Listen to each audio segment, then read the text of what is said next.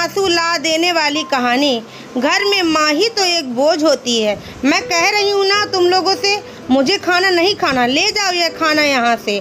4 पैसे क्या कमाने लगे हैं, खुद को बहुत होशियार समझने लगे हैं। माँ की तो कोई फिक्र ही नहीं है, बस बीवी बच्चा यही इनकी दुनिया है। रोशनी जी गुस्से में धमकी आते हुए बेटा बहू से बोल रही थी। पर माँ, क्या हुआ, क्या बात है, किस पर इतना गुस्सा हो रही हो? रेसू ने कुछ कहा है या फिर बच्चों ने? मैं तो तुमसे कभी कुछ कहता ही नहीं, फिर यह खाने पर गुस्सा क्यों निकाल रही हो? खा लो ना। निर्भय माँ का हाथ पकड़कर बोला। रोशनी जी बिस्तर पर लेटकर अपना बायां हाथ आंखों पर रख कर गुस्से में बोले जा रही थी, मानो किसी को देखना ही ना चाहती हूँ। पर मम्मी जी बताइए तो आखिर हुआ क्या है? मुझे तो अच्छे से याद है, आज कोई मुझसे गलती भी नहीं हुई। खाना भी बकायदा आपसे पूछकर ही आपकी पसंद का बनाया है। फिर खाने को मना करना भगवान का अपमान करना होता है।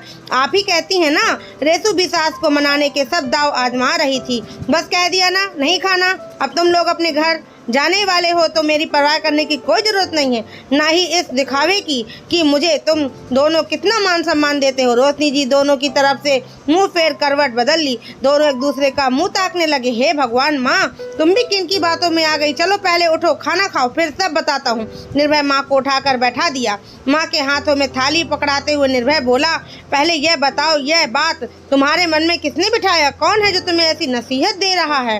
रोशनी जी कौर लेते हुए बोली, आज सुबह तुम दोनों उस आदमी से किसी घर की बात कर रहे थे ना, मैं समझ गई। मेरा बेटा बहू भी दुनिया के चाल चलन पर चलना चाहते हैं। घर में एक माँ ही तो एक बोझ होती है। वृद्धाश्रम ना भेजकर मुझे यहीं घर में मरने को छोड़कर तुम बच्चों के साथ नए डुप्लीकेट घर में शिफ्ट होना चाहते हो ना? किरण, रोशनी जी की बहन, कह रही थी, आजकल के बेटा बहू सास ससुर के साथ जरा भी रहना नहीं चाहते।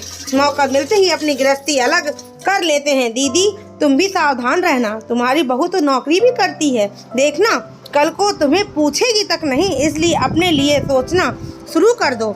जब अलग चले जाएं घर किराए पर लगा देना, कुछ आमदनी होती रहेगी तो जिंदगी आसान रहेगी, नहीं तो बेटा बहू का मोहताज बनकर रह जाओगी। एक दुखद आह के साथ रोशनी जी ने कहा और अपनी आंखों से लुढ़कते आंसुओं को गालों पर ही पोंछ लिया। माँ, खाना खाते हुए रोना नहीं चाहिए, अन्न फिर शरीर को नहीं लगता। और किरण मौसी की बहू ने क्या किया? वह उन्होंने आपको बताकर अच्छी खासी नसीहत दे दी और आप हमसे बिना कुछ जाने सुने अपने निष्कर्ष पर निकल गए। हम आपको सब कुछ बताते, पर पहले कुछ फाइनल तो होता। आप मौसी जी की बातें सुनकर अपने बेटे बहू पर अविश्वास कर बैठी हैं। रेसू की आंखें भर आई थीं, क्योंकि वह सास का हमेशा बहुत सम्मान करती थी। माँ, तुम भी ना पता जाने जो तुम आज सुबह आदमी की बात सुनकर आकलन कर बैठी हो, तो बता देता हूँ, हम तुम्हें छोड़कर ना कभी जाने का सोचते और ना ही कभी जाने वाले। यहाँ से कहीं गए भी तो तुम्हें हमेशा साथ रखेंगे। तुम्हारे सिवा एक दीदी ही तो अपनी है जो अपने ससुराल में व्यस्त हैं।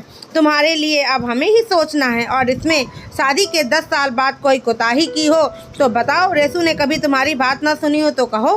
कितनी बार रेसू जो कहती तुम नहीं मानती हो। ऐसे में रेसू वही करती जो तुम्हें पसंद हो, चाहे उसका मन हो या ना हो। अब रही घर की बात, तो बस हम इन्वेस्टमेंट के लिए एक फ्लैट बुक करना चाह रहे थे, ताकि एक घर भी हो जाए, इनकम टैक्स में भी थोड़ी राहत मिले और पैसे इधर उधर खर्च करने से बेहतर कहीं उसका प्रयोग करना लगा। इसलिए हम उस पहचान वाले बिल्डर को बुलाकर एक घर की बात कर रहे थे। तुम्हें छोड़कर जाने का कोई इरादा नहीं है, निर्भय ने माँ को समझाते हुए कहा। सच्ची बेटा, तुम लोग मुझे यहाँ छोड़कर नहीं जाने वाले? मैं बेकार में ही किरण की नसीहत मान सोच बैठी। जब छोड़कर जाने वाले हो नहीं हो तो अब रोशनी जी खाकर उठी और हाथ मुंह धोकर आई और अलमारी से एक लिफाफा निकाल कर देते हुए बोली, बेटा यह रख लो, काम आएगा। निर्भय आश्चर्य से लिफाफा को लेकर खोला तो उसमें कुछ पैसे थे। यह सब क्या है माँ?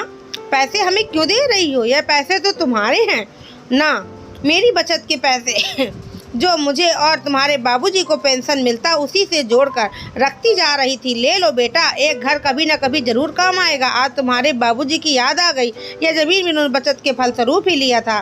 जब हम पूरे परिवार के साथ रहते थे, मैंने कहा कि क्या ज़रूरत है, तो बोले ज़रूरत घर की नहीं, बचत की है। जब कभी बुरा वक्त आया तो यह आड़ो हाथों काम आ सकता है। अब देखो, जब वह घर सबके परिवार बढ़ने पर छोटा पड़ने लगा तो हम यहाँ आ गए। तुम्हारे भी तो 2 बच्चे हैं, यह उनके लिए बचत समझ कर रख लो। ले लो बेटा, एक घर आने वाले वक्त के लिए। रोशनी जी बेटे को नसीहत देती हुई बोली। अब निर्भय और रेसू खुश हो गए थे। पहले जिस बात पर नाराज हो खाना नहीं खा रही थी, अब वही माँ समझ भी गई थी और उन्हें नसीहत भी दे रही थी। दोस्तों, कभी कभी बड़े बूढ़े कुछ अधूरी बात सुन लेते हैं और न जाने मन में कितनी ही आकलन कर बैठते हैं, पर जब सच्चाई जानते हैं तो नसीहत देने से भी कभी नहीं चूकते। ऐसी बचत की नसीहत अगर आपको किसी ने दी हो तो हमें कमेंट में ज़रूर बताएं।